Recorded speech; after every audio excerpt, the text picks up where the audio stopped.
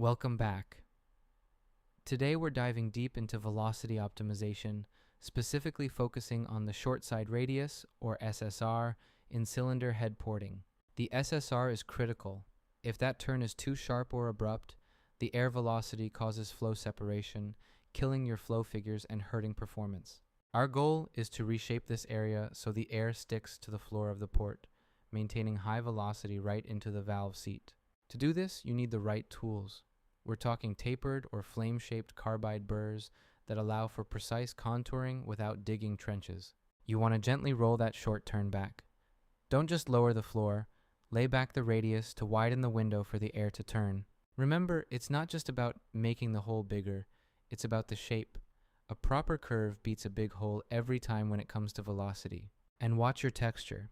You want a consistent finish that energizes the boundary layer, helping the air negotiate that turn without detaching. Think of water flowing over a spoon. If you curve it right, the water follows the spoon. That's exactly what we want the air to do over the SSR. If you have access to a flow bench, listen to the port. If it goes quiet at high lift, you've got separation. If it screams, you're clean. Get the short side right, and you unlock the real potential of your cylinder heads. Take your time, measure often, and shape for speed.